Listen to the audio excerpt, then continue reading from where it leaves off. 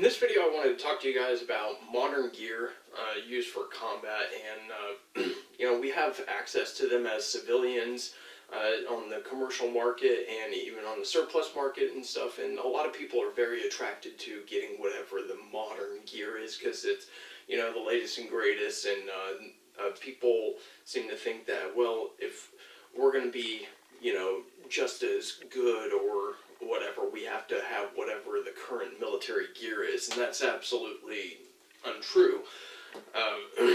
The problem with the U.S. military is that it caters its tactics and techniques around the gear that it has, and a lot of that is gear that's supposed to support their second-generation warfare style. What I mean by that is the stand-up warfare where we're not doing like guerrilla tactics and stuff like that. The only ones that you're really seeing doing that are really SF units that actually specialize in going out and conducting ambushes and certain raids or whatever. It's not something that the conventional forces really are trained to do. You're looking at specialized units, and it takes a lot of training, and what they realize is it's more about tactics, techniques, and skill and experience over just having that gear. And I don't think there's any other unit that really exemplifies this other than like MACV SOG in Vietnam, where it was basically learning to fight in a way that's going to defeat the enemy, which meant basically doing the same thing that the enemy's doing, just on a better level. So working in smaller units, being better at being sneaky, and basically being able to deliver better firepower and precision and move quicker in that environment. So if you looked at the stuff they were using, they were able to experiment with a lot of different gear, but they mostly stuck to the basics because their thing was they're getting gear that's catered around their ability to operate in the environment, not operating in the environment around the gear they're given, like the conventional forces were. They were doing a lot of stand-up patrolling and basically just like walking into ambushes and stuff like that. And so a lot of the casualties were center chest shots, they were head shots, they were wounds that were, it was mostly like the deaths were mostly from small arms fire in Vietnam. And there were a lot of people that survived being wounded, but they were basically crippled from it. And most of that had to do with the techniques that the Vietnamese and the other people that were kind of fighting us were using. They were doing mostly ambushes and stuff like that, and they were maneuvering and stuff, and they were using surprise rather than just stand-up firepower. Second-generation warfare is not much different than the old Civil War tactics that we use, where we're standing toe-to-toe with the enemy. That's how the conventional military would like to fight.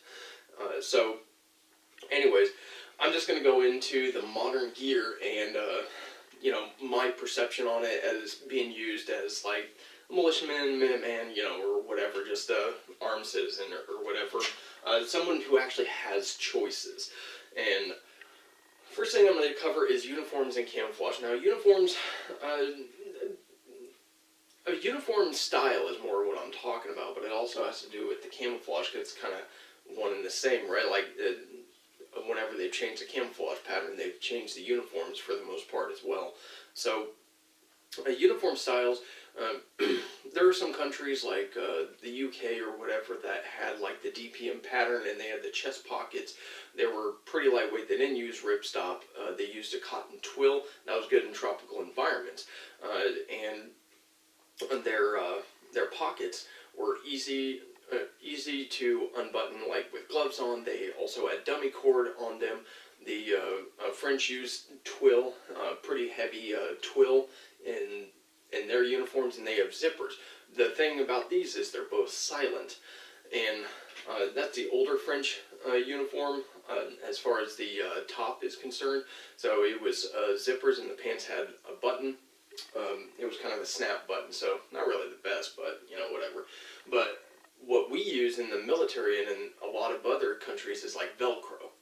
How loud is Velcro when you're trying to stay silent? Most people will, when they're operating in that environment, will prefer buttons, and they might tailor their uniforms around that. But also the camouflage pattern. You saw the Army go into like UCP, which actually wasn't universal. and then you saw like multicam come out. Well, you're mostly yellow and, you know, white, for lack of a better term. I know a lot of people are like, oh, it's sandy loam. No, it's white. So that's what it looks like. You don't really blend in a jungle environment. If you look at the studies, multicam got higher ratings in arid environments and pretty poor ratings in like jungle or heavily wooded environments. So, for the most part, I'm going to be sticking with camouflage patterns and uniforms that actually work for the environment that I'm in, instead of sticking with stuff that's just whatever the military was using or looks cool at the time, which I'm not going to be getting FDE guns and stuff like that because it doesn't work in our environments, and most people that are getting them are just looking for that cool factor, but they don't want to admit it. So, anyways, medical gear.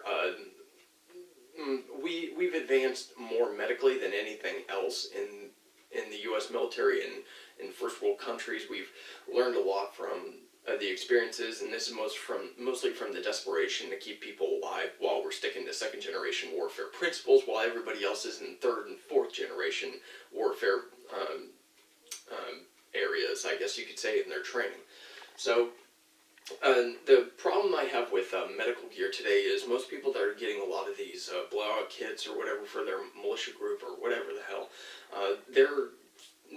they're not considering one of the most vital facts. It wasn't really the medical gear that was the biggest problem. Yes, it was, you know, the idea that tourniquets were evil and, you know, wound packing and inclusive dressings, how to treat tension pneumothorax and stuff like that, and everybody being able to recognize and treat those.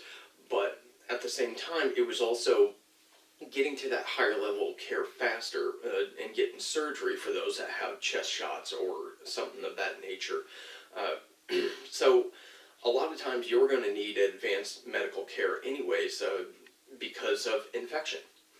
So that's, when we're looking at medical gear, most of the time your medical gear that you have for initial like gunshot wounds, that's just going to buy you time. Really, that's it. That's just between the time you get wounded and the time you get to an advanced level of care. So a lot of people don't consider that.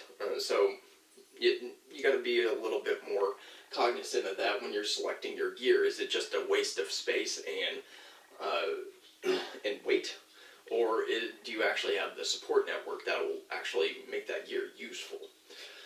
So, anyways, next is armor. So, again, military being focused around second generation warfare, the stand up, you know, the good guy just standing up and, oh, they're attacking us first. Or we're the big brave people that are doing stand-up warfare. God forbid that news reports that we're sneaking around conducting ambushes on these other forces like McAfee's SOG was. Or playing by their rules, in other words. With armor, I've had a saying, and it'll just keep it short. Wearing body armor makes you need body armor. You weigh more, larger profile, less maneuverable, less agile, and most of the gear is catered around that. So the next is load-bearing equipment, which I just said, most of the gear is catered around that. The MOLLE system, being able to put stuff on that vest, and I mean, lately a lot of people have gotten like battle belts to kind of break up the weight a little bit and balance it out a little bit, but still, it's putting a lot of strain on the back muscles, and there's very little training in movement. It's just, oh, just wear it and deal with it. That's not really going to help you if you're not conducting movement all the time and getting your body used to the fast movements like getting up and down really quickly or running, transferring that weight efficiently, leaning from side to side with a lot of weight on, maybe all your gear in a pack that simulates all the ammunition you're going to be wearing too. Most of the time in the military, you're actually wearing more weight in body armor than you are in your operational gear. That's kind of ridiculous, don't you think? But I know this video is a little longer than some people would probably like to have it be, but I just wanted to go over my opinion based on these things, and for private citizens wanting to basically have whatever the military has, unless you're LARPing or whatever for airsoft teams or whatever, it doesn't really make much sense because the purposes that they're using it for are totally different. And like as far as medical stuff, most of the issue is getting the casualties out of there as fast as possible. And so, unless you have that kind of logistics network where you can actually do that, it's kind of, I'm not going to say it's pointless, but all you're doing is buying a little bit of time because of like internal injuries or some other thing, treating concussions long term, stuff like that. So, without those other kind of support systems, then a lot of the gear that a lot of people are getting are or wanting to get, it's kind of useless. Really, I mean, even with body armor, a lot of the people that are shot in the extremities, or they're actually missing the body armor because of oblique shots, especially when you're being ambushed. So these little cute little hip sappy plates aren't really doing you much good. And when I was on deployment, not too many people were hitting their sappy plates. They were actually hit obliquely or in an extremity. And so, you know, it is what it is. But I mean, if you want to wear armor, I would say in pretty close environments like CQB environments, it would be pretty useful because they're going to go for your center of mass as fast as possible. Distance creates time, and for you to engage the target. So the further away they are, the more time they have to get a beat on you, and the slower you are from all the crap that you're wearing. But anyways, you got to gauge that for yourself. But for me, it's really going to be dependent on the environment and my level of training. I'm not going to throw things on and then just adjust my tactics accordingly. Kind of like the military, still staying within second generation warfare, just modifying their second generation warfare methods to fit the gear that they have. But anyways, I hope you guys like this video. Let me know what you think in the comments below. Again, this is just my opinion. Go ahead and let me know about yours, and you guys have a good